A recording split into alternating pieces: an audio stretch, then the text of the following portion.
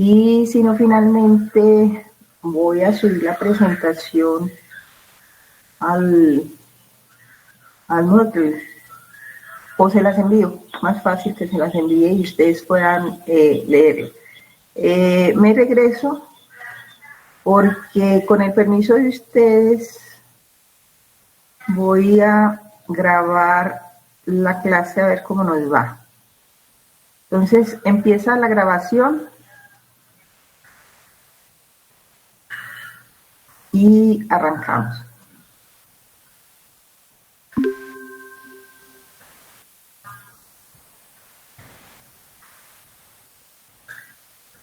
Aquí hay algunas imágenes que podrían estar sujetas a derecho de autor, pero solo las estoy usando con fines académicos para que los estudiantes puedan entender mejor de lo que estamos hablando. No se usan con fines comerciales.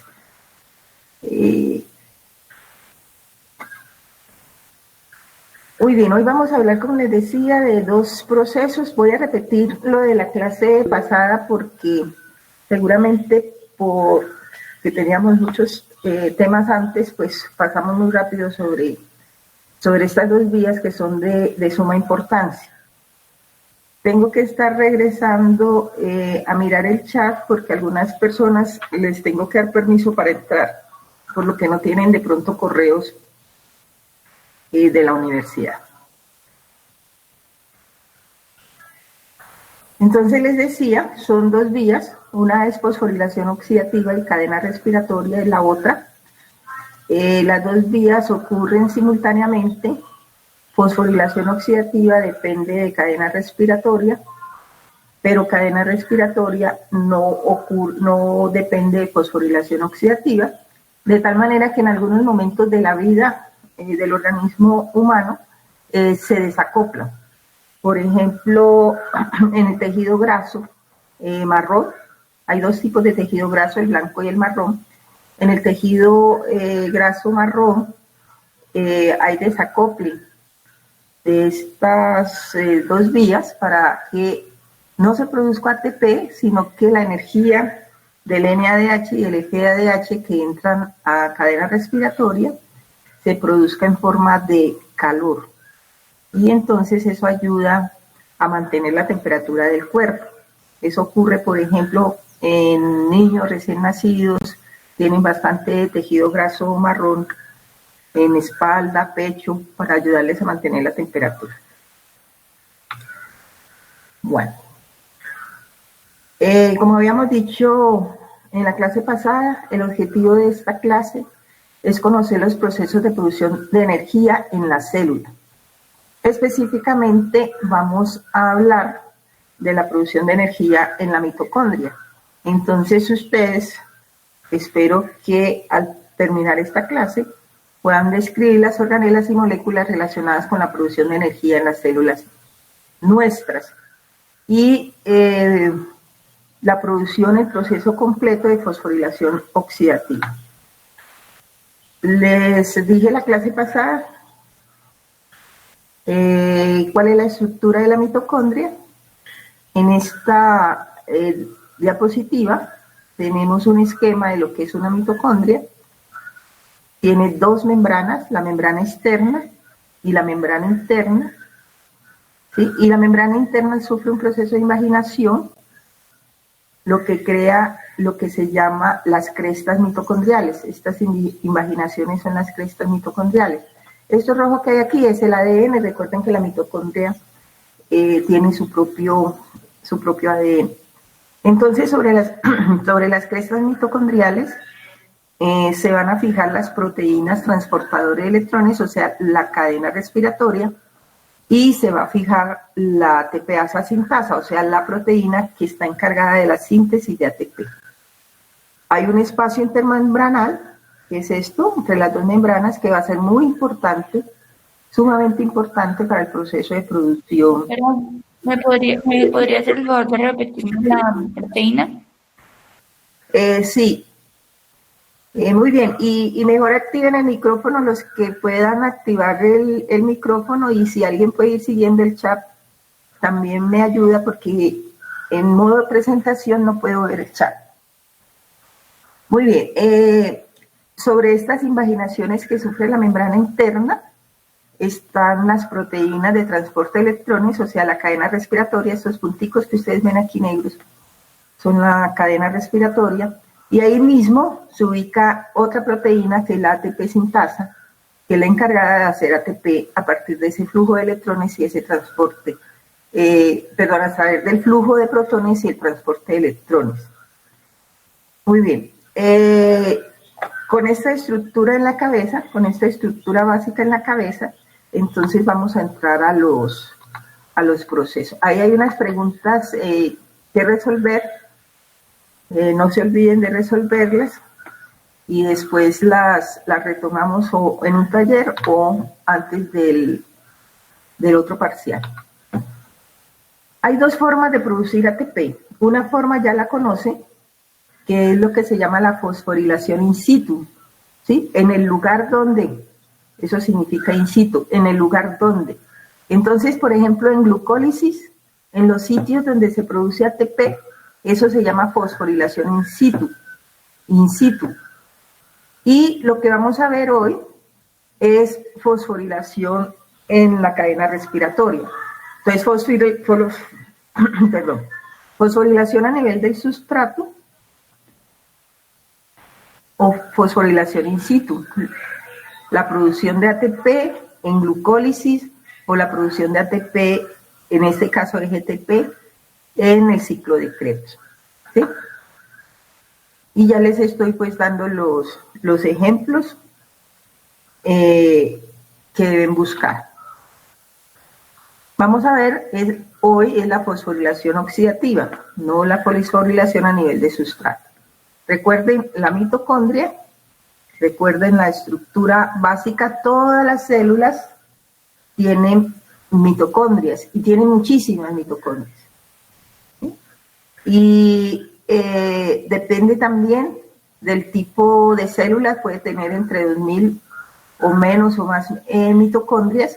Por ejemplo, músculo estriado tiene muchísimas mitocondrias, hígado tiene muchas mitocondrias, músculo liso ya tiene menos mitocondrias, porque su capacidad, digamos, de consumir energía es menor, ¿sí? En otras células puede reducirse esa cantidad de mitocondrias. Aquí, esta parte era para mostrarles lo que es la membrana. Me devuelvo para que vean la imagen. Esta rojita que está saliendo aquí es la membrana externa y queda la membrana interna. Y entre la membrana externa e interna, entonces si ustedes ven estas protuberancias, pues estas protuberancias allí se ubica la cadena respiratoria. Una cosa que no les dije, que es muy importante para lo que vamos a ver, es que esta membrana es permeable, la externa, muy permeable a muchas cosas, pero la membrana interna es semipermeable. O sea que aquí va a haber una barrera que es importante para la síntesis de ATP.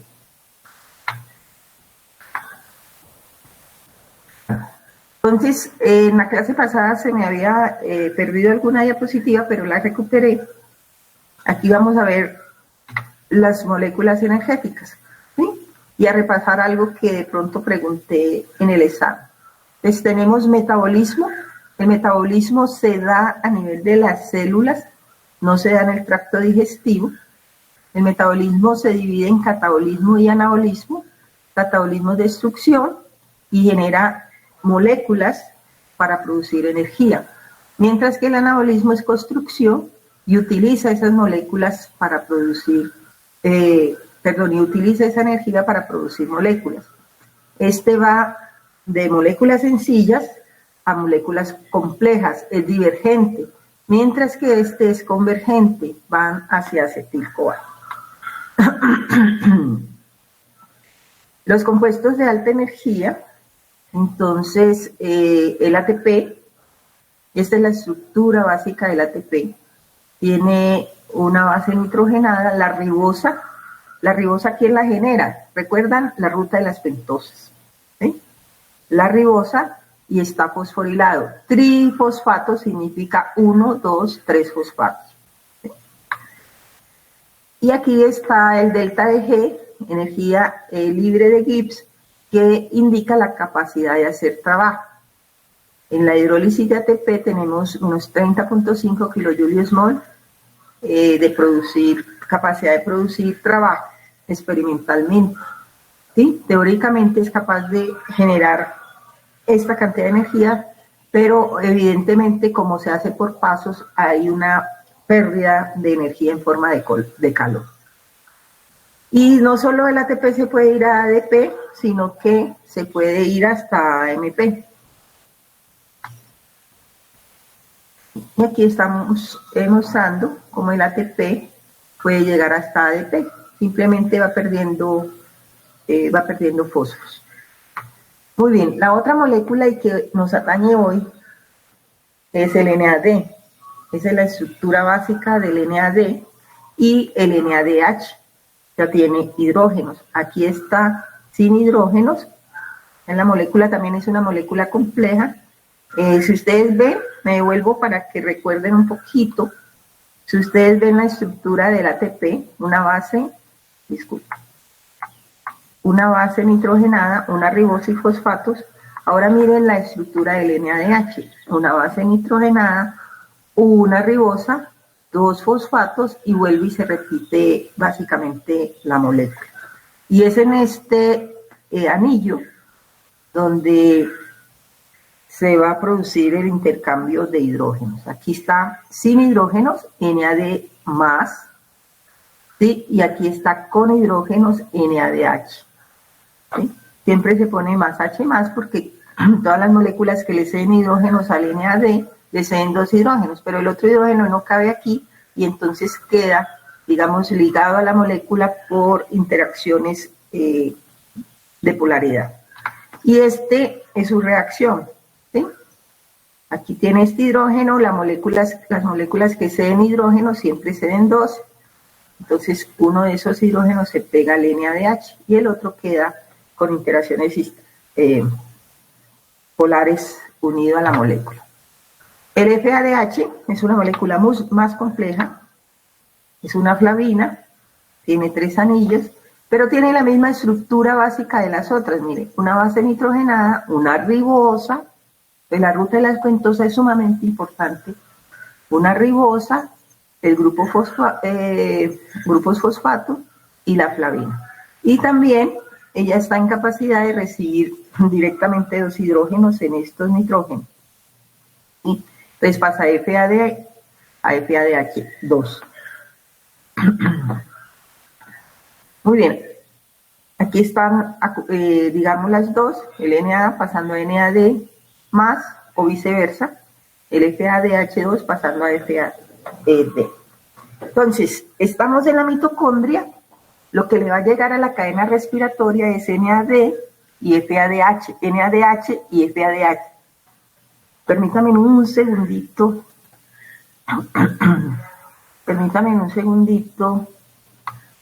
Me pasé. Voy por un poquito de agua que se me olvidó.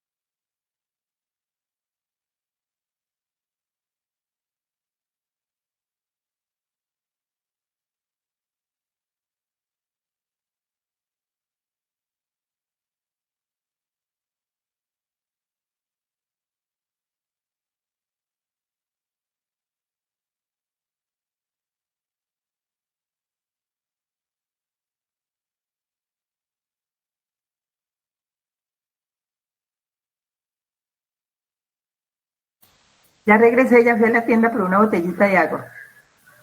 Sofía, con mucho gusto estamos grabando la clase y yo intento enviártela.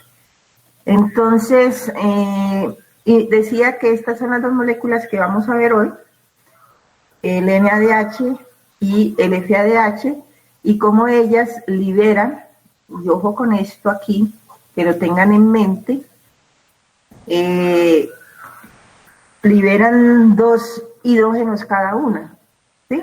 Y también liberan electrones. Acuérdense en que la NADH solo tiene pegado uno, por eso aparece uno aquí, pero que ahí junto a ese está el otro hidrógeno.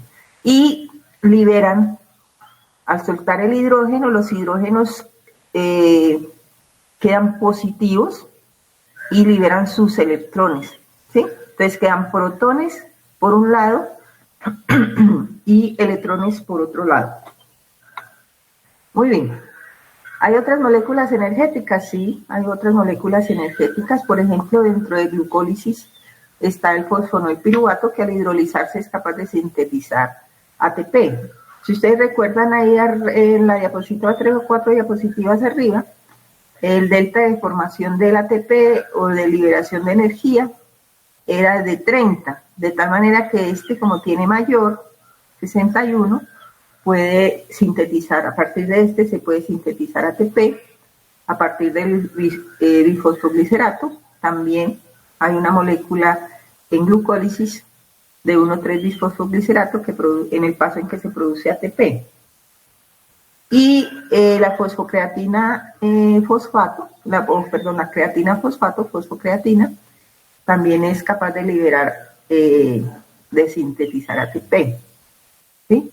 El acetil ya empieza a tener posibilidades, pero tiene que hacer unas transformaciones porque su delta de G es muy pequeño, lo mismo que el succinil. Entonces, esta es una diapositiva, esta es una gráfica bien interesante. Los que estén por debajo del delta de G del ATP no lo pueden sintetizar, como la glucosa, por ejemplo, por eso hay que hacer tantos pasos, y los que estén por arriba de él sí lo pueden sintetizar.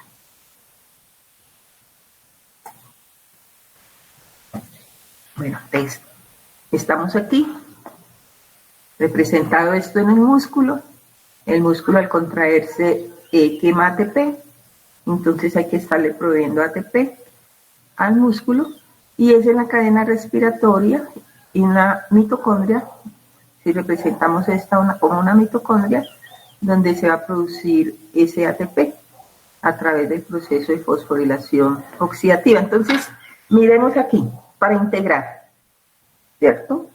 Glucosa a piruvato produce NADH. El piruvato entra y los NADH que se producen allá también entran, ¿sí? El piruvato se convierte en acetil-CoA y allí, en el ciclo de Krebs, ese acetil-CoA produce NADH y produce FADH, más los FADH que se han producido afuera, entran a la cadena respiratoria. Todo está integrado. Por eso hacíamos cuenta de cuánto ATP produce glucosa, será otra de las preguntas del examen, hasta llegar hasta acetil-CoA, pero si no hay oxígeno, como la glucosa se va al lactato y el NADH que se produjo aquí se lo gasta. Entonces la producción en anaerobiosis es menor. Pero está integrado todo el metabolismo. Glucosa, piruvato, acetil-CoA, NADH, FADH, transporte de electrones y producción de ATP, que son las vías que estamos viendo. Todo lo que comemos, azúcares, proteínas, grasas, todas están diseñadas para producir energía. Glucosa, piruvato, acetil-CoA, ¿sí? Produciendo NADH, acetil-CoA, produciendo NADH, y los NADH yéndose a fosforilación oxidativa, cadena respiratoria, para producir ATP. Ok, entonces hablemos de Cadena respiratoria. ¿Sí? Cadena respiratoria.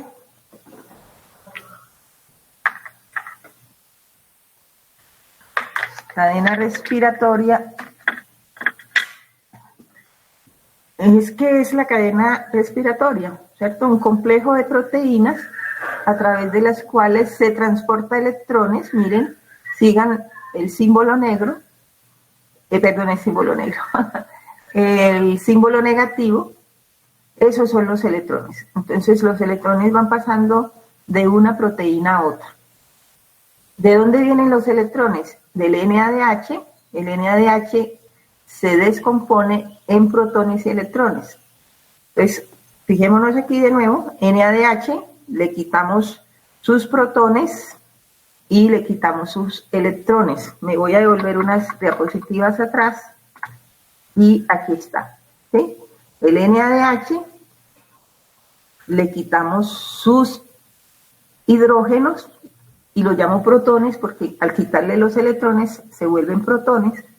Le quitamos sus hidrógenos que se convierten en protones y le quitamos sus electrones. Lo mismo le pasa al FADH.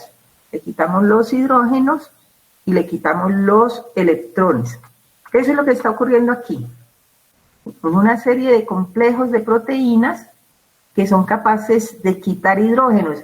Les recuerdo de una vez, las proteínas que son capaces de quitar hidrógenos se llaman deshidrogenasas. ¿Sí? Entonces esta enzima, este complejo 1 que está aquí, ya lo vamos a ver, es una deshidrogenasa. ¿Qué está haciendo? Quitándole los hidrógenos al NADH y quitándole sus electrones. ¿Qué se hacen los electrones? Son pasados de una molécula a otra. ¿Sí? Son pasados de una molécula a otra, de un complejo a otro. ¿Y qué se hacen los protones? Son lanzados al espacio intermembranal. Me devuelvo 2 diapositivas o 3 para que entiendan eso.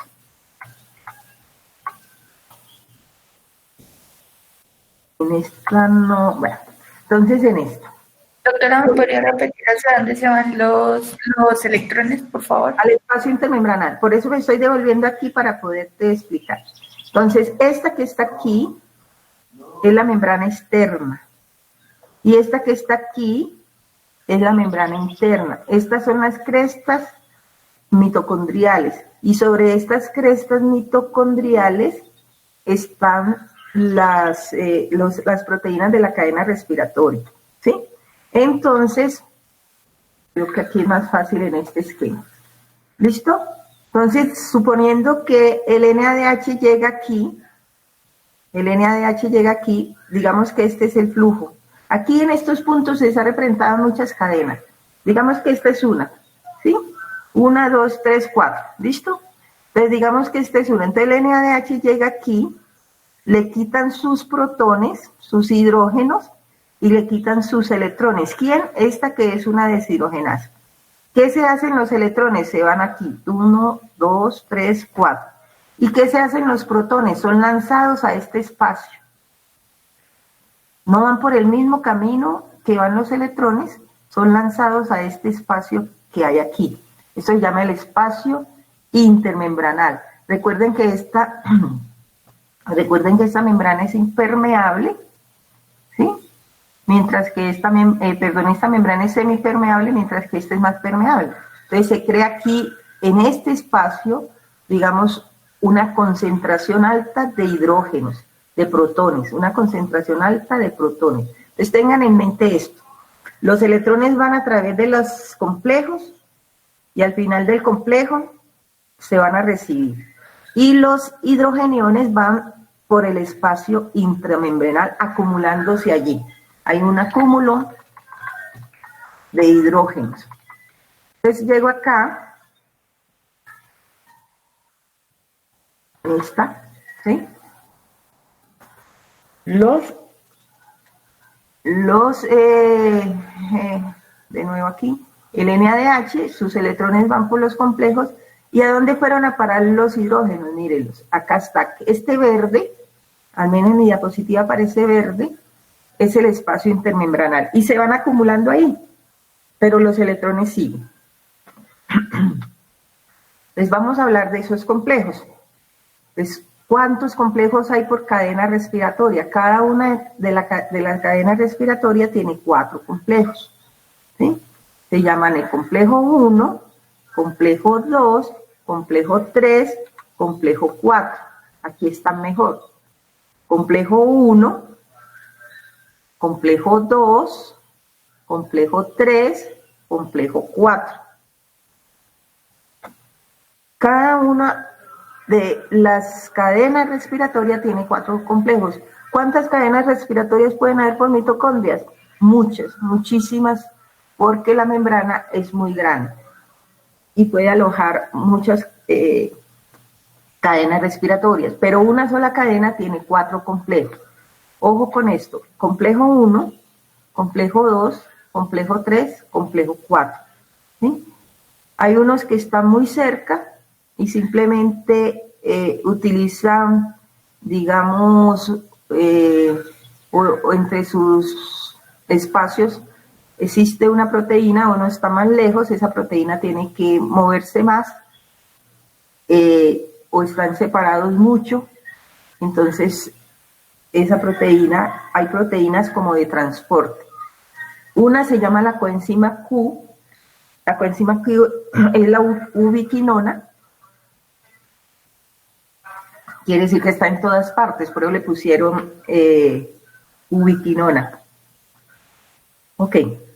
Complejo 1, 2, 3 y 4. Y entre los complejos, entre el complejo 1 y el complejo 2, yo creo que acá se ve mejor. 1, 2, 3 y 4. Entre el complejo 1, a ver si lo encuentro.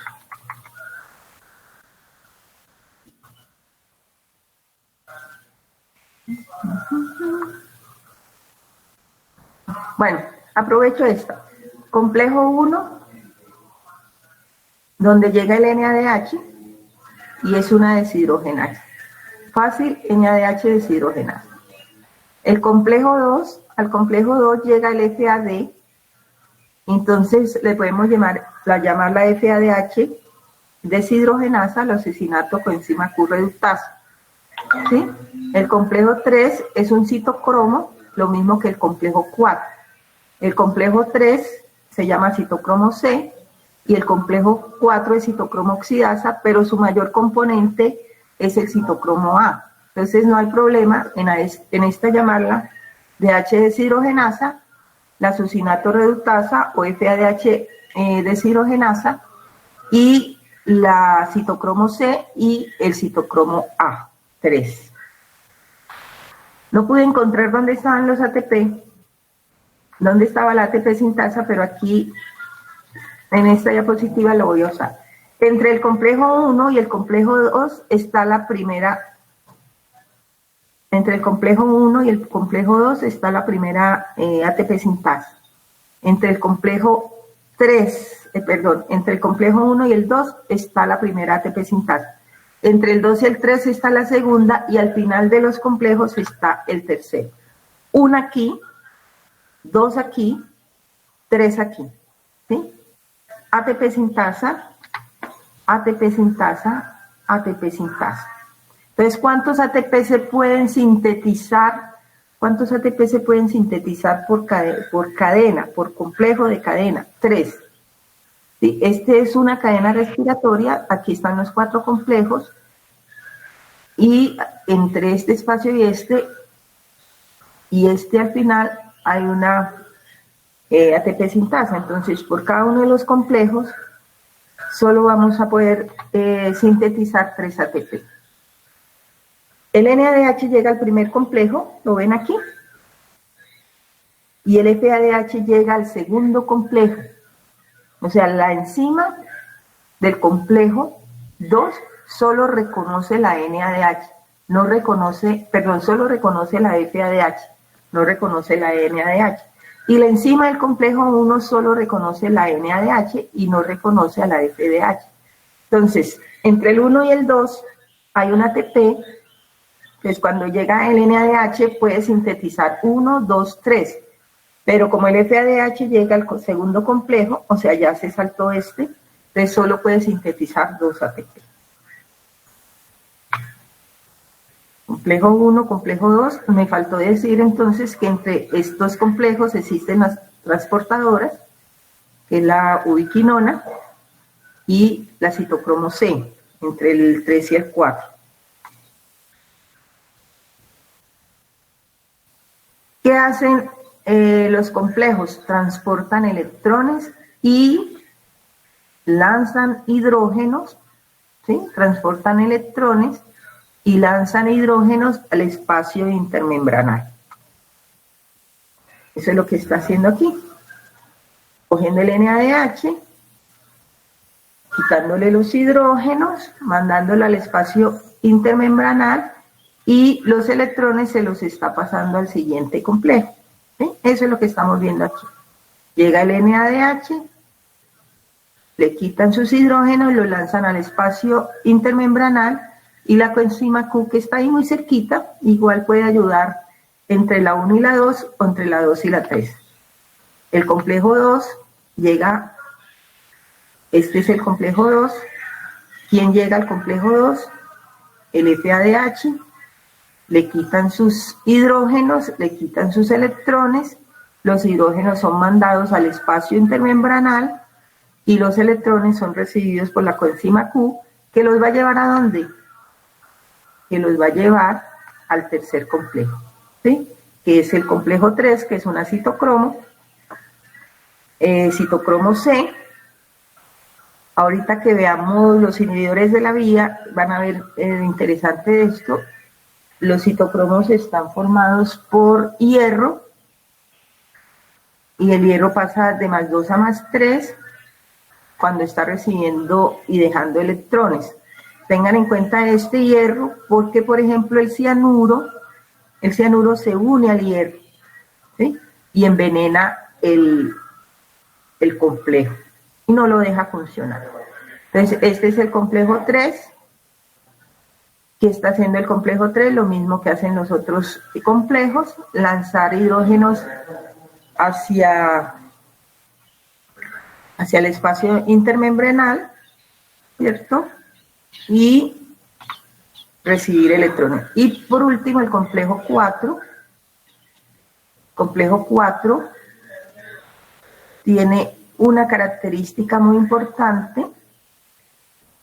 Es el último complejo, recibe los electrones. Recuerdan que los otros complejos se lo pasan del uno al otro. Él no tiene a quién pasárselo, no hay más complejos aquí, entonces los electrones se los pasa al oxígeno, más los hidrógenos, ¿cierto? Más los hidrógenos que han entrado a través del ATP sintasa o a través del desacople de esta vía. Me voy a devolver aquí. Perdón, voy a aprovechar aquí un momentito, ¿sí? Complejo 4 no tiene a quién pasarle los electrones, entonces se los pasa ¿a quién? Al oxígeno. Y el oxígeno con los hidrogeniones que habían sacado de las otras moléculas forma el agua. Electrones más hidrogeniones más oxígeno forman el agua.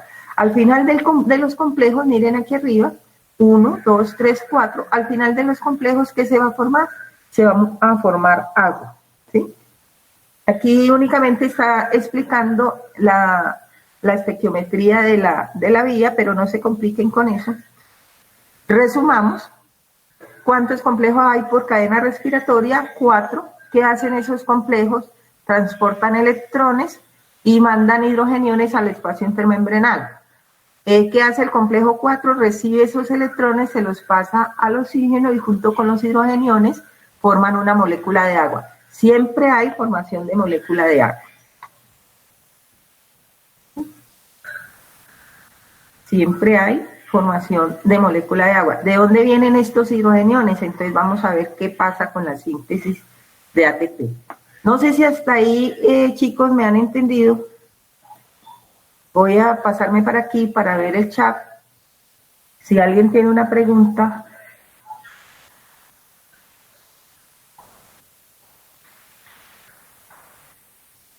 ¿Todo está bien? ¿Continúo?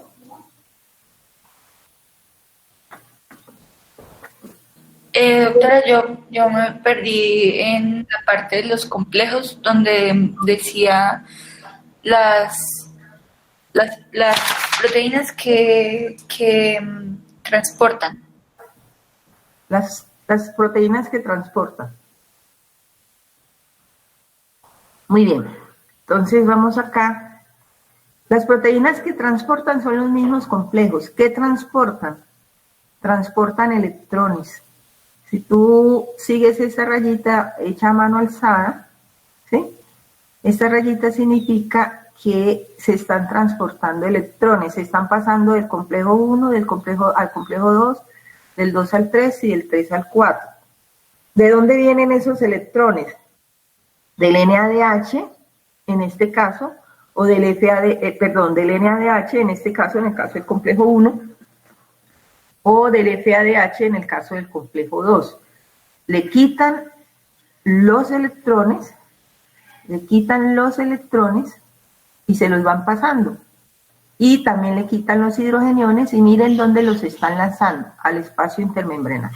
Al final este complejo recoge esos electrones, se los da al oxígeno, recoge los hidrogeniones que ya están en este espacio. Ahora me preguntarán cómo llegaron a este espacio, ahorita les explico cómo llegaron a este espacio. Los recoge, los que estaban acá ahora están dentro, ¿sí? Los recoge, oxígeno más hidrogeniones más electrones, lo que nos va a dar es agua. ¿Ahora sí entendiste? Sí, señora. Ok. Entonces, seguimos aquí. Esto no es nada fácil esta vía, pero vamos a tratar de entender. Entonces, ahí está funcionando completa.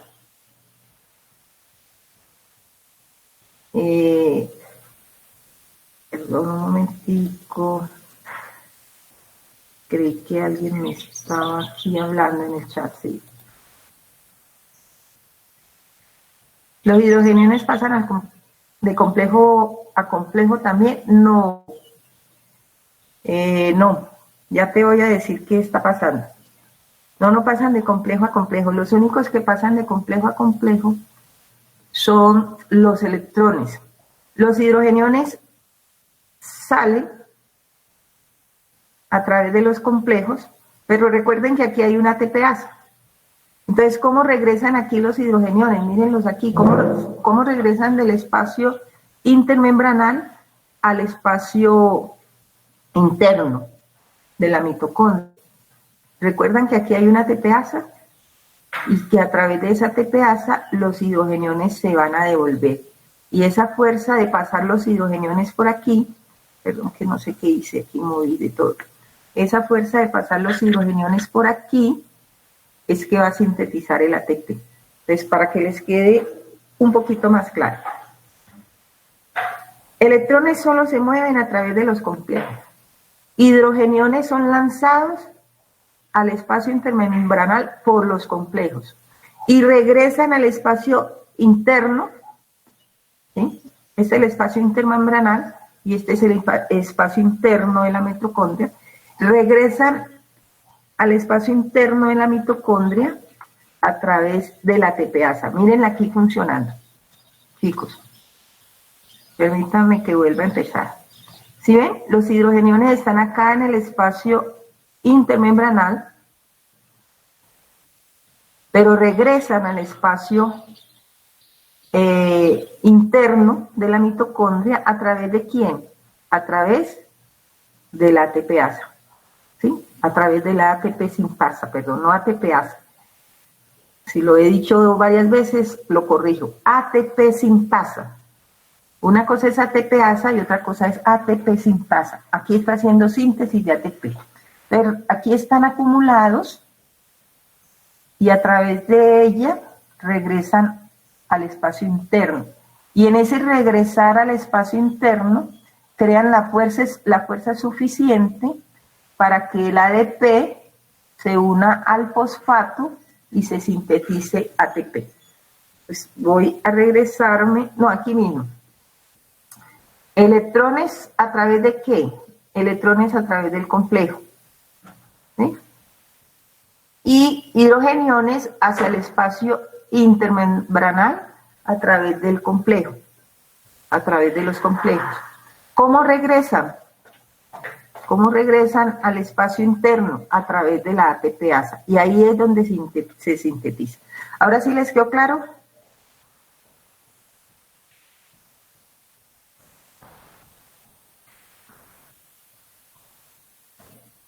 Doctora, ¿ATPasa o ATP sintasa? ATP sintasa. Siempre, cuando estoy hablando de fosforilación, tengo la tendencia a decir ATPasa, ATP sintasa. Doctora, y al hacer este proceso se crea la suficiente fuerza para crear ADP que se pega a ¿qué? Sí. Entonces le devuelvo a la presentación. Esto que está ocurriendo aquí lo voy a dejar ahí para que no haya movimiento. Esto que está ocurriendo aquí en la síntesis de ATP, pues se ha creado aquí una fuerza de gradiente y ustedes aprendieron conmigo lo que es difusión. ¿Recuerda? Difusión o ósmosis es cuando algo está muy concentrado, va a tender a pasar a donde está menos concentrado. Sin embargo, les he insistido que esta membrana es semipermeable y los hidrogeniones no pueden pasar a través de la membrana. Entonces se va quedando una fuerza que se llama la fuerza protomotriz, una fuerza muy grande y hace que la ATP se abra, la ATP sintasa se abra, a través de ella pasen los electrones, miren el ADP aquí, y el fósforo, y entonces esa fuerza es como unas manitos, ustedes ven aquí, es como un rotor, unas manitos, cogen ese ADP y el fosfato y lo unen y forman ATP. Voy a buscarlo más adelante y les muestro cuál es. Esta es la molécula de ATP sintasa, es una molécula sumamente compleja, ¿sí? Y esto es como un motor que se mueve.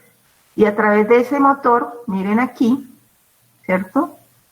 Cuando pasan los hidrógenos por aquí, hacen que el motor se mueva y el ADP más el fosfato sintetizan ATP. Esto le valió el premio Nobel en el 97 a John Walker, porque fue una manera muy exquisita, muy fina y comprobada de explicar cómo se sintetiza ATP en la mitocondria. Entonces, me devuelvo aquí para que lo entendamos. Con el NADH. El NADH se descompone en hidrogeniones y electrones. ¿Sí? El NADH se descompone en el complejo 1. El NADH se descompone en hidrogeniones, los ven aquí, en hidrogeniones y electrones. Los hidrogeniones se van al espacio intermembranal y los electrones, está aquí mal dibujado, esto es un electrón, y los electrones, que son las rayas en rojo, van a agarrar camino a través de los complejos, ¿sí? NADH, sus protones, y los electrones se van a mover a través de los complejos. Pero aquí mismo, entonces aquí se está formando un gradiente muy fuerte de protones, ¿sí? Que va a crear una fuerza que se llama la fuerza protomotriz para volver a entrar. Y lo van a hacer a través de la proteína que se llama la ATP sintasa. Esa teoría se llama la teoría quimiosmótica de Mitchell. El que descubrió la ATP sintasa fue otro. El que explicó cómo se forma Mitchell, y el que descubrió la estructura de la ATP sintasa fue Walker. ¿Sí? Bueno, entonces fíjense que vamos quitando hidrógenos, se van para acá, los electrones pasan por aquí, ¿sí? A través del ATP que está aquí metidita, entonces los protones vuelven. Y eso era lo que me preguntaba, o les decía yo, ¿cómo puede ser que vuelvan los protones acá? Pues aquí hay una ATP sintasa que los devuelve, ¿sí? Y esta los saca. Y aquí hay una ATP sintasa que los devuelve. Y esta los saca. Y al final hay otra ATP sintasa, ¿cierto? Que los vuelve a meter, se los devuelve al oxígeno y les devuelve y devuelve los electrones y forma el agua. Ok, chicos, vamos a resumir un poquito. Los complejos ya los vimos. Esto ya lo vimos, esta es la estructura del ATP sintasa. Voy a resumir un poquito porque nos cogió la tarde. Pero lo bueno, lo importante es que entendamos, ¿sí? Mitchell, con su teoría quimiosmótica, ¿sí? En el 61, que también recibió el premio Nobel de Química. ¿Sí? O sea, tenemos 2 premios Nobel en la cadena respiratoria. Imaginen la importancia de estos temas. El uno es Walker y el otro es Mitchell. Entonces, ¿qué es lo que dice Mitchell? Miren, los protones, aquí están los complejos, muchachos, ¿sí? Juntos, todos. Aquí están los 4 complejos. Los protones son, los hidrógenos les son quitados al NaDH, convertidos en protones porque les quitan sus electrones. Miren los electrones aquí, ¿cierto? Le quitamos sus electrones.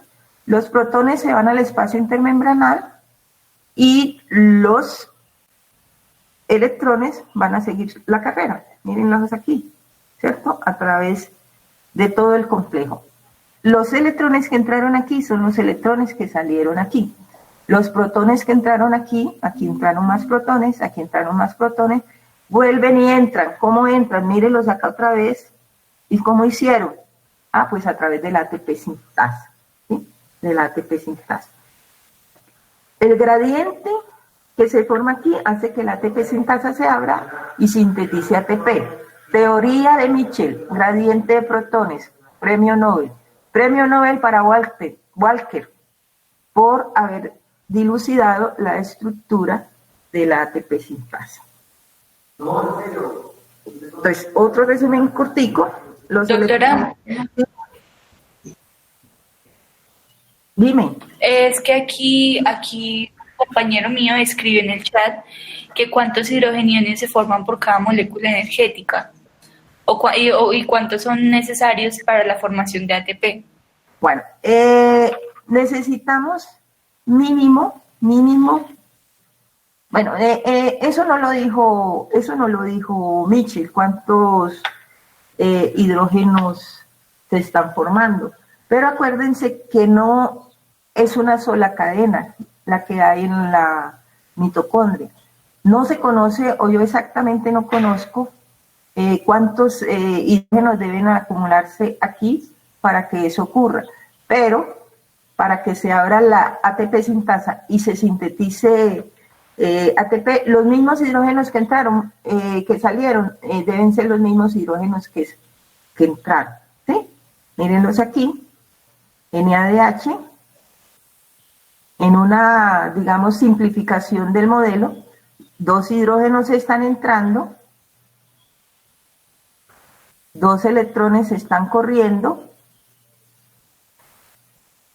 2 hidrógenos están entrando, los mismos 2 que a través del ATP sintasa entraron, ¿sí?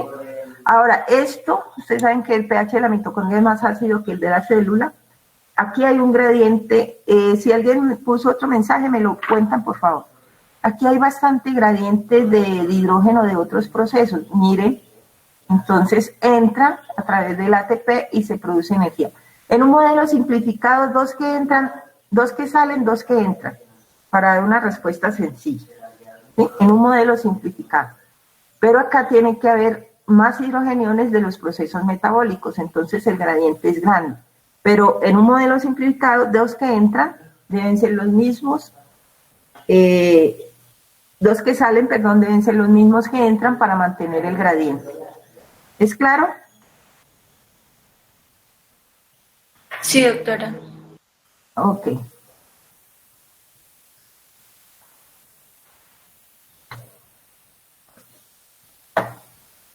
Bueno, entonces aquí está su modelo simplificado, los hidrogeniones entrando y sintetizando el ATP. Esperen, aquí se me quedó.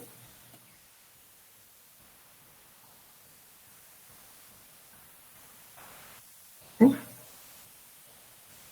Los hidrogeniones moviéndose y la estructura toda del ATP sintasa.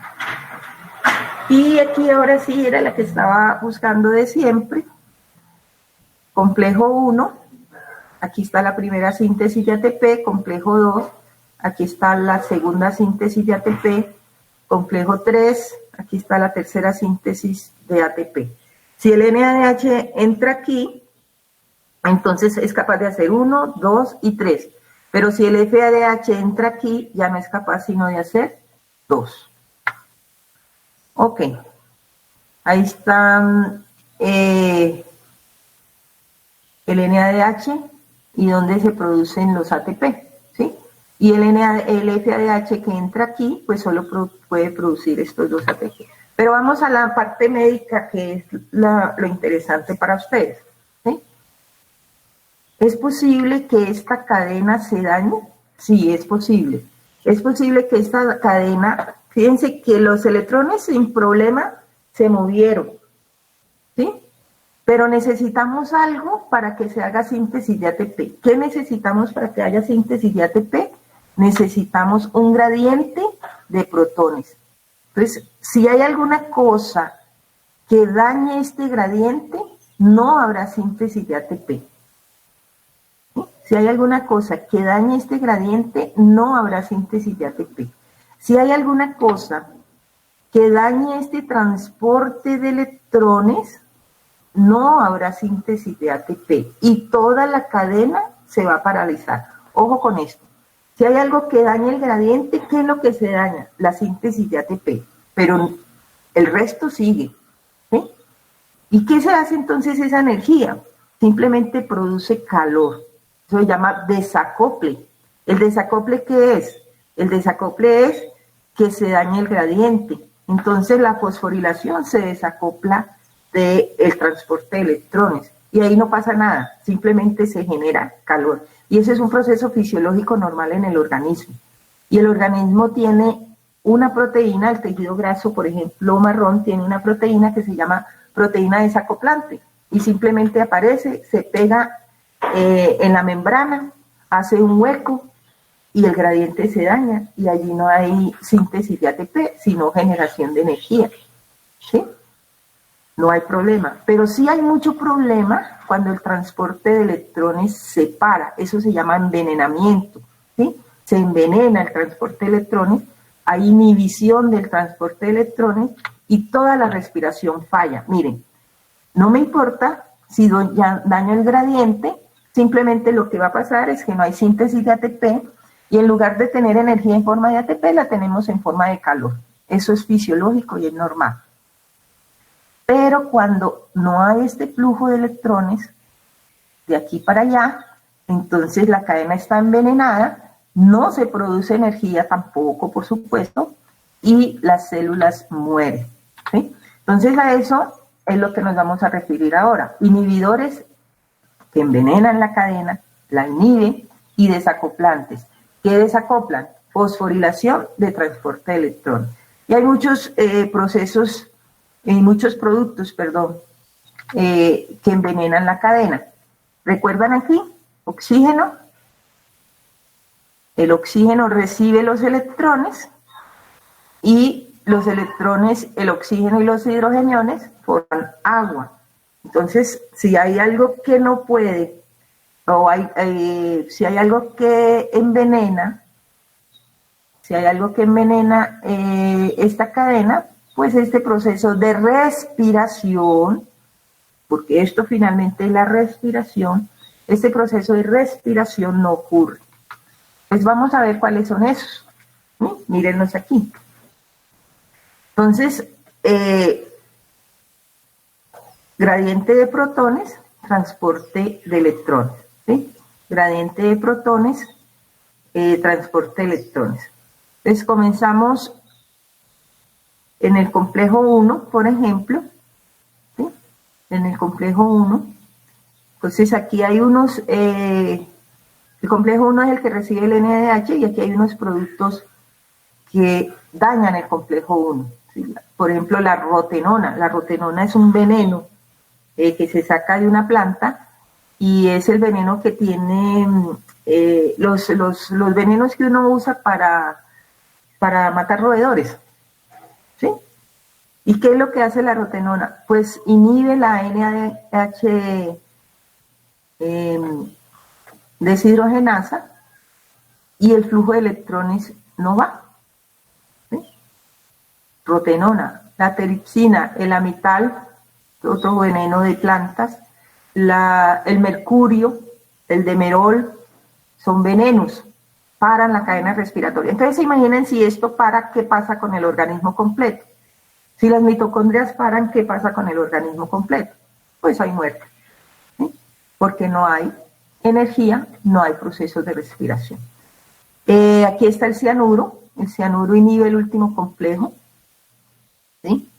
El cianuro inhibe el último complejo y en general el cianuro inhibe todos los complejos, porque el cianuro se pega al hierro.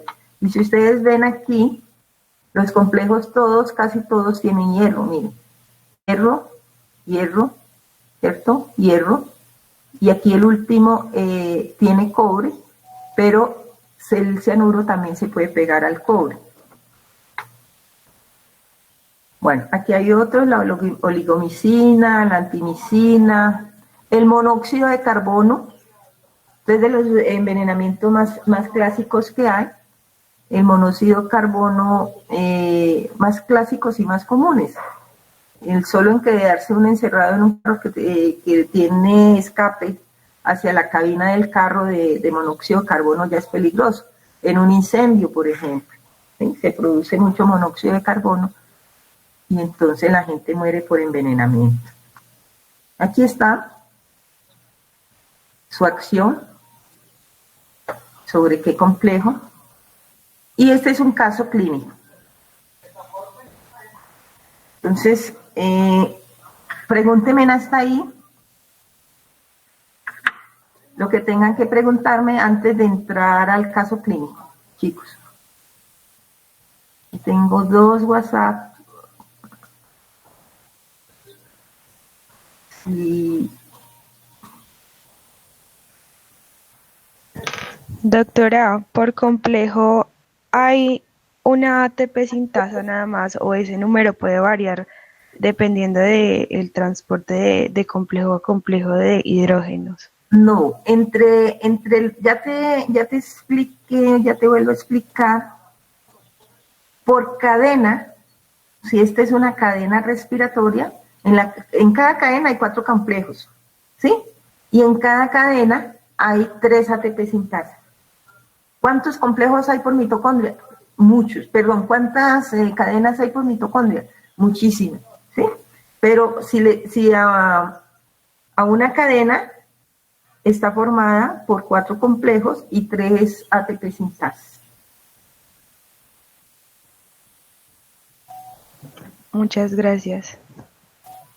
Entonces, por cada cadena solo se pueden formar 3 ATP, ¿sí? Y 3 ATP si entra NADH y 2 ATP, aunque ahí está la otra ATP sintasa, 2 ATP si entra FADH porque entra una puerta más allá. Ok, más preguntas porque voy a los casos. Yo, doctora. Dime. Lo que pasa es que entonces la cadena respiratoria va a consistir solamente, digamos, en que llega el NADH, el FADH, va a entrar al complejo, va a sacar el hidrogenión y va a fluir los electrones para al final formar agua y ya, básicamente. Sí, así es simple, ha resumido la parte más compleja de la vida humana. ¿Sí? La cadena, la cadena respiratoria son 4 complejos que están dedicados a lanzar protones hacia el espacio intermembranal y a transportar electrones a través de ellos. Pero fíjate que en ese proceso que es simplificado a tal punto, de eso nos depende la vida. De un complejo, de un proceso que simplificamos para entender, pero que entiendan que es complejo en sí mismo, ¿sí? Y si no, miren, lo que pasa cuando, pongámoslo más grande para que lo puedan ver, cuando ese proceso que simplifiqué ¿Sí? Aquí hay un transporte de electrones, unos procesos de oxidorreducción, de generación de radicales libres, etcétera, etcétera. En este proceso que simplifiqué, se nos va la vida, ¿sí? Ahí nos va la vida, porque esto es lo que realmente es respiración. A uno le enseñan que respiración es tomar oxígeno y eliminar CO2. No, respiración es esto, miren. Respiración es producir energía. Si nosotros dejamos de respirar, que es tomar oxígeno, ¿cierto? Pero también es utilizar ese oxígeno en la mitocondria. Si dejamos de respirar, de hacer este proceso simple de transportar electrones y sacar hidrogeniones, si dejamos de respirar, morimos. ¿Más preguntas? No, profe, no me dejó terminar. Ah, perdón. Dale. Entonces, ese como tal es el proceso, ¿verdad? Pero metido, o sea, como acoplado a él, está la fosforilación oxidativa, porque la ATP sintasa es parte de la oxidación oxidativa. Es correcto. Y la ATP sintasa, o sea, lo que digo, la fosforilación oxidativa va a hacer coger los hidrogeniones, meterlos otra vez, ¿verdad? Uh-huh. Y generar en ese proceso ATP. Y ya. Y ya. Y el desacople es cuando no hay gradiente de protones. Y el envenenamiento es cuando no hay flujo de electrones. Correcto. Listo, perfecto, ya. Muy bien. Muy bien, ¿alguien más? Doctora, una pregunta.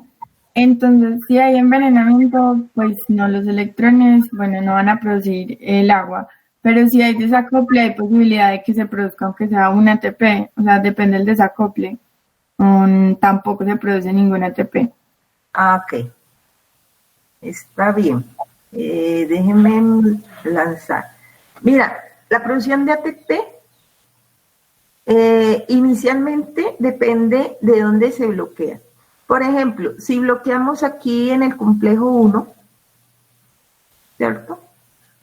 Si el envenenamiento es con rotenona, por ejemplo, que es uno de los envenenamientos más serios que hay, se envenenó el complejo 1 y de aquí para allá no hay producción de ATP.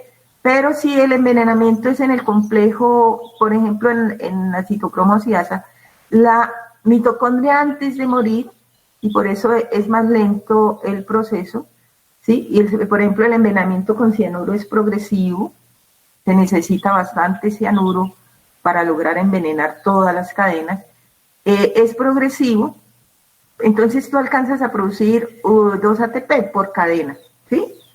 Pero como el envenenamiento es acumulativo, entonces vas matando cada uno de los complejos, ¿sí? El desacople, para explicarlo aquí. Por aquí van los electrones, y para retomar las palabras de... Bueno, olviden. Por aquí van los electrones, flujo de electrones, y por aquí va la síntesis de ATP, ¿sí?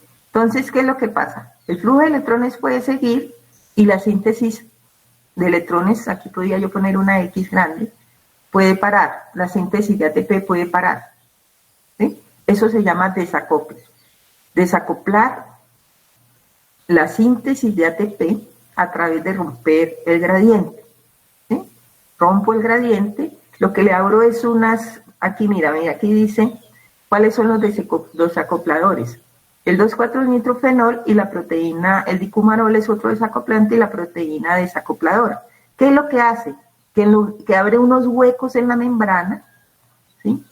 Estos son lípidos, realmente estos son solubilizadores de lípidos, abre unos huecos en la membrana, entonces el gradiente se va por ahí y no se va por la ATP. Entonces desacoplamos. Doctora. Sí.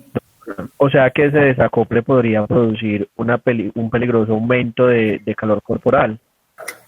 Sí, también. Y de hecho, fíjate que ahora hay toda una investigación en ese sentido, porque una manera de quemar la grasa, sobre todo la grasa mórbida abdominal, se está investigando sobre desacopladores que pudiera de manera controlada desacoplar la cadena de la fosforilación para que se quemara energía, y tiene que ser de manera controlada, porque si no el flujo de energía sería tal que quemaría la célula, ¿sí? Entonces estaríamos en un proceso muy peligroso. Entonces, de manera controlada, desacoplarla para que se produzca energía y quemar la grasa adicional.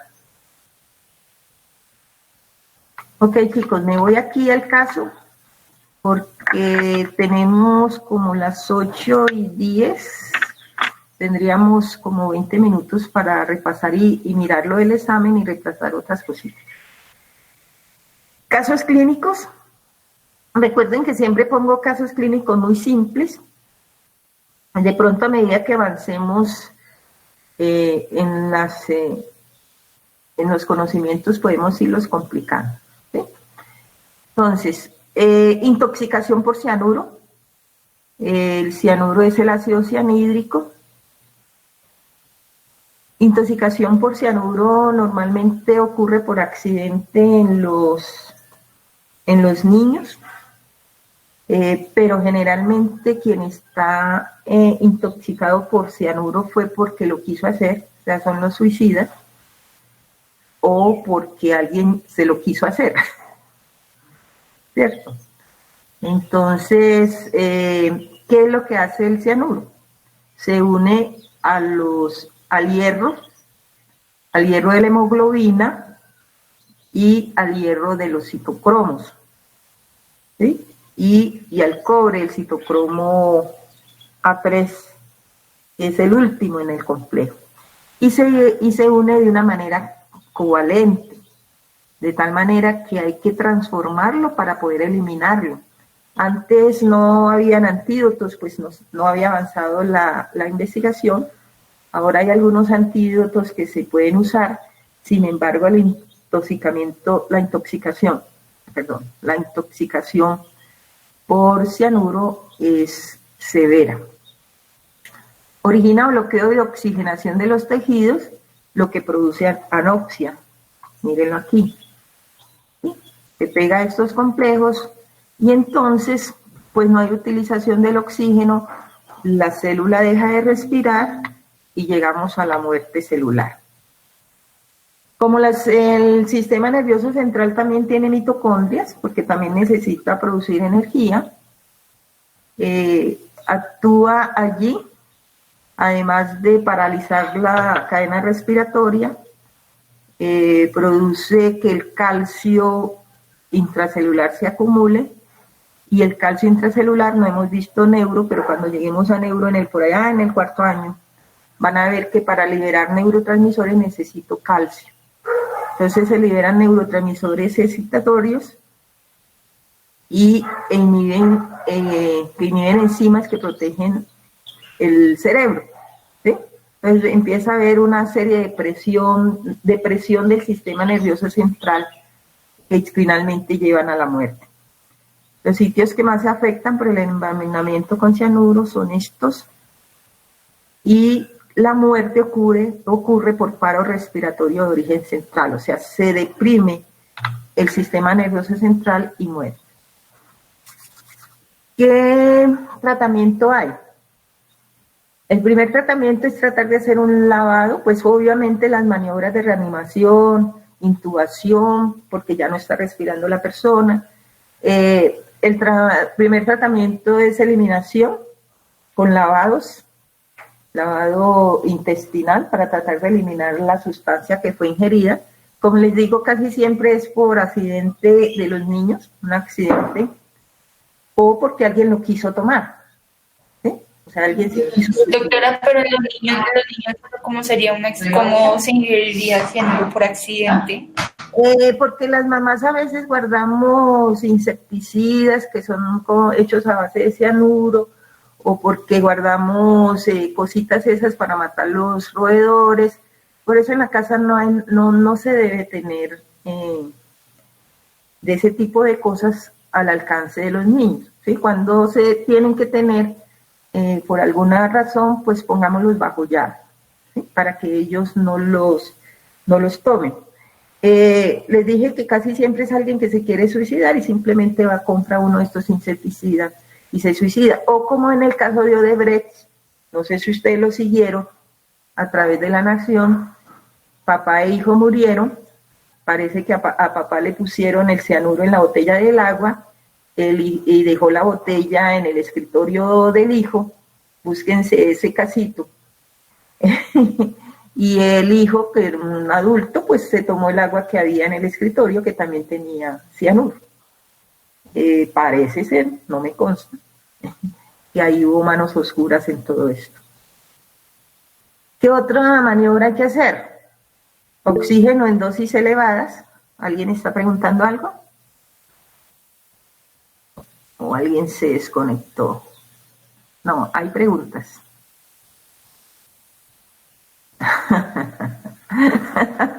Sí, es más peligroso que el cianuro. Eso está muy bien. Muy bien, entonces creo que sí leyeron los casos. Hay que estar enterados porque esto también es parte de la formación. ¿Cómo proceder? Recuerden que hay envenenamiento, ¿cierto? Entonces simplemente aumentamos la cantidad de oxígeno para tratar de competir con ese cianuro y volver a la oxigenación de las células. Y hay otro, entonces el oxígeno en dosis elevadas, y hay otros antídotos que se pueden hacer. Normalmente llegan estas personas, les hacen pues sus maniobras de reanimación, de intubación y de lavado intestinal, y proceden con otros pasitos.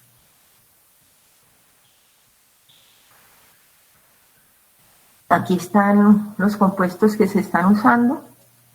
Oxígeno hiperbárico, o sea, oxígeno a grandes presiones para que entre. Y recientemente, en la investigación más reciente, habla de vitamina B12, que se une al cianuro y ayuda pues a eliminar. Les dije que el cianuro también se pega a la hemoglobina, ¿sí? Entonces, el cianuro se pega a la hemoglobina, si se da nitrito de amilo, la hemoglobina la convertimos en metahemoglobina, o sea que deja de funcionar como hemoglobina como tal, pero esa metahemoglobina es capaz, aunque se daña por esta parte, es capaz de recibir el cianuro e impide el cianuro. Es preferible envenenar la hemoglobina que envenenar la cadena, ¿sí? Entonces, porque la hemoglobina es más fácil de eliminar fácilmente. Bueno, la otra intoxicación que hay es intoxicación por monóxido de carbono, y esta se une al hierro. El monóxido de carbono también actúa aquí. ¿A dónde estamos? Doctora, buenos días. Hola, buenos días. Dime. Profe, una pregunta. Es que es relacionado con el cianuro. Sí. No es que uno busque nada, solo que me dio curiosidad. Esto, relacionado con eso, o sea, eso pues dicen que eso depende también mucho de la cantidad que la persona ingiera. Sí. Sí. Déjame ver en la diapositiva que estaba mostrando. Sí, depende, claro, eso depende de la capacidad, perdón, de la cantidad que la persona ingiera. ¿Sí? Por eso algunos alcanzan a llegar aquí. Vivos a urgencia. No te oigo. Llegan vivos a urgencia. Sí, algunos llegan vivos a urgencia porque no han tomado mucho, algunos no alcanzan ni siquiera a llegar porque bueno, toman demasiado. Si ustedes se leen también la historia de las grandes coronas europeas, allí hubo mucho cianuro entre un rey y otro. Cómo moría un rey para que subiera otro. Morían envenenados, o los príncipes o el rey para que subiera este o para que subiera el otro. Es bien interesante la historia de las coronas europeas. Y el envenenamiento era, digamos, ¿cómo se dice? Paulatino, ¿sí? Parece que les daban pequeñas dosis, y como esto va siendo acumulativo y en ese tiempo no había antídotos ni manera de eliminarlo, pues llegaba un momento en que se paraba totalmente las cadenas respiratorias. O sea, no le daban, en algunos casos les daban las dosis completas para que chao pescado de una. Y en otros casos les iban dando cianuro poco a poco. Sí depende de la cantidad de veneno que tomes. Lo mismo que el monóxido. El monóxido actúa de... Listo, o sea, las personas ingieren cianuro, pero entonces en este caso, pues usted mencionó que era como ese envenenamiento progresivo. Eso pues se hace, por ejemplo, pues vía oral, me imagino yo. Pero entonces Sí. en este caso, ¿hay ciertos tipos de células que son más receptivas que otras? O sea, como por ejemplo las células del sistema nervioso central Sí. o no sé. Hay células que son más sensibles porque son más dependientes de la energía. Escúchame, a ver, nosotros podemos hacer, por ejemplo, energía a través de la glucólisis, en glucólisis anaeróbica, por pocos momentos, ¿cierto? Pero el cerebro normalmente no puede estar sin oxígeno. Y fíjate que el cerebro va a ser más sensible al cianuro que el músculo. El músculo se puede envenenar, sí, pero no es vital para nosotros. Pero el cerebro sí. Entonces, en ese sentido, hay tejidos más sensibles que otros. Entonces ahí es donde entra el oxígeno hiperbárico, que es a altas concentraciones para como competir por esos receptores, por así decirlo, en la cadena transportadora de electrones. Correcto, sí. Por eso hay que tener oxígeno a altas presiones. Hiperbárico significa alta presión. Sí, señora. Bueno, doctora, muchas gracias. Ok. Bueno, entonces vamos a terminar con el monóxido, que más o menos es el mismo mecanismo del cianuro, se une al hierro de la hemoglobina, y como la hemoglobina, recuerden que la hemoglobina transporta oxígeno y transporta CO2. Entonces, en este caso, el hierro, el monóxido, se une al hierro de la hemoglobina y compite por el oxígeno, pero también se une al hierro de los citocromos y hace lo mismo que el cianuro. ¿Sí? Los síntomas son dificultad para respirar, malestar general, acidosis, etcétera, etcétera. Y vas a tener los mismos efectos más o menos del cianuro, pero en poco tiempo. ¿Sí? En poco tiempo. Muy bien. Y lo importante de esto, perdón un momentico, es que uno se da cuenta que está siendo intoxicado por monóxido de carbono porque esto ocurre en poco tiempo, mientras que con el cianuro, si la dosis es poquita, no se va a dar no va a tener muchos síntomas. ¿Sí? Y además cuando uno se retira del generador de monóxido, pues empieza a sentir mejoría, y ese es uno de los tratamientos. Ahora sí pregunta. ¿Ibas a preguntar? ¿Quién iba a preguntar? Yo. Lo que pasa es que el envenenamiento por el ácido cianhídrico o por el cianuro, ¿verdad? Sí. Una de las cosas que se va a inhibir pues, es la respiración, entonces va a haber anoxia, ¿cierto? Correcto. ¿El paciente va a tener los labios azules y las puntas de los dedos azules también? Correcto. Ese es uno de los... La cianosis es una de los... Cianosis es que le ponen los dedos y los labios azules a uno. Eso es uno de los síntomas de envenenamiento. O falta de oxígeno. Pero en la intoxicación por monóxido, los labios se van a poner son rojos, ¿cierto? Es porque la que está siendo envenenada inicialmente es la hemoglobina, que cambia de color. Y fíjate que el individuo se pone como rosado, completo. Esa es otra de las diferencias.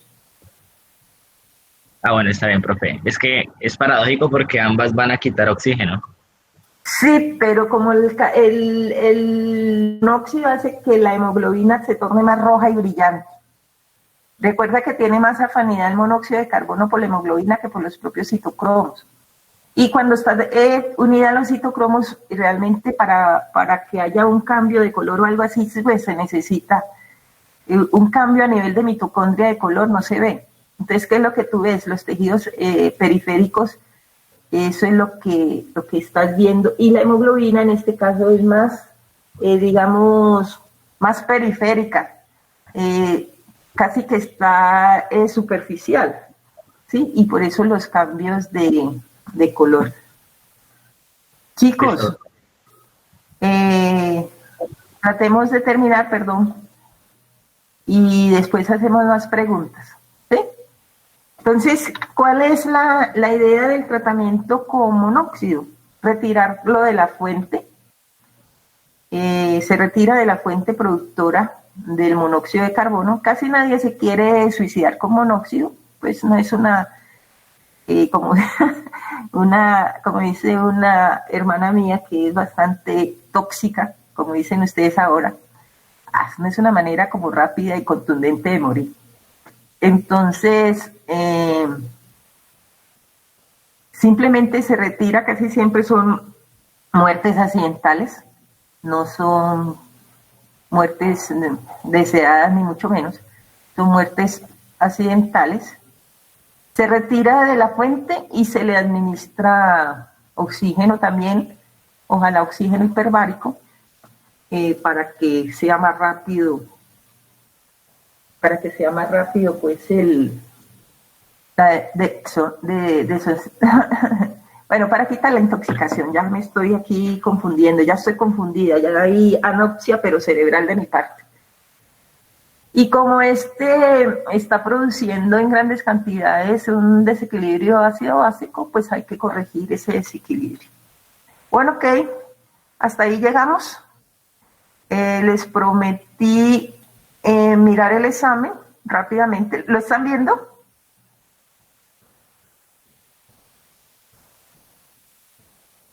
¿Están viendo el examen? Sí, señora. Ok, entonces les prometí ver el examen. La pregunta 1, creo que había un poco de confusión. Me quedó aquí no de más. El que contestó la A está bien, el que contestó la B está bien, ¿sí? Porque las dos son verdaderas. ¿Cuál de las afirmaciones sobre el ciclo de Krebs es incorrecta? A partir de una molécula acetil-CoA se obtienen 3 NADH, es correcto, y un GTP es correcto, pero faltó un FADH. Y las reacciones del ciclo no precisan agua, sí, las reacciones del ciclo sí precisan agua, ¿sí? Bueno, con la otra, el caso, mujer de 18 años, cuadros clínicos de 5 meses de evolución, creo que estaba en una de las guías, no me acuerdo si el mismo caso, pero uno parecido. Polidicea y poliuria, poliuria, las 3 P significan diabetes, ¿sí? Cuando ustedes ya estén en su práctica clínica, polidicea, poliuria, polifagia, significa diabetes. Fatiga muscular, mareos por ingesta de carbohidratos, tenía una acidosis. Entonces les preguntan, la cetogénesis, porque dice cetonas séricas positivas. Las cetogénesis, cetonas positivas de la paciente, se debe a la utilización de las siguientes vías, de la beta-oxidación. ¿Por qué? Porque esa es la que produce mucho acetil-CoA y el acetil-CoA se va hacia la formación de cuerpos cetónicos. La otra era el mismo caso y les preguntaban la fatiga muscular es porque el músculo no tiene energía en forma de ATP y escoja un par de razones por las que podría estar pasando esto. Si está dañado el ciclo, si está dañada la gluconeogénesis o si hay resistencia a la insulina, podría ser, hay resistencia a la insulina, pero por la edad creo que no era obesa. Además nos dan el peso y la altura y uno calcula el índice de masa corporal y no hay obesidad y no hay daño en glucólisis. Entonces la última es que hay un déficit de insulina, ¿cierto? O de los transportadores. La presencia de lactato aumentado indica que ¿Glucólisis no funciona bien? Sí, glucólisis está funcionando bien porque hay producción de lactato. ¿La lactato deshidrogenasa no funciona bien? Sí, está funcionando bien porque hay producción de lactato. Hay un posible daño en este... perdón, es que este era paciente de 3 años, con un daño en la piruvato deshidrogenasa. Y el mismo paciente, la enzima posible... Doctora, perdón, dime. es posible que para interrumpirla, es posible que usted hable con el doctor Valencia. Es que en la primera pregunta que nos mostró, Sí. varios respondimos lo del H2O y nos aparece pues como mala, entonces para ver si de pronto se da la opción de que él Yo quede le buena. digo para que él mejore esa calificación. Sí, no hay problema. Gracias, doctor. Bueno, y el resto están ahí. El daño del chiquito y de la glucosa 6-fosfatasa. El músculo en A6, que es el ciclo de Cori, y era de completar. El músculo se asegura que el hígado le envíe glucosa al músculo debido a que el músculo carece de glucosa 6-fosfatasa. El metabolismo intermediario se produce en todas las células del cuerpo. Ya le escribo de una vez a Carlos Javier para que les corrija. El bloqueo de la piruvato deshidrogenasa hace que el piruvato se moleste hasta lactato, y entonces esto es glucólisis anaerobia que produce 2 ATP. ¿Y qué enlaces son incorrectos? Bueno, la señalé aquí. El enlace incorrecto es este. ¿Sí? Y bueno, terminamos con la 10. La característica adecuada para describir lo que ocurre en las vías metabólicas de catabolismo es que las vías consumen catabolismo.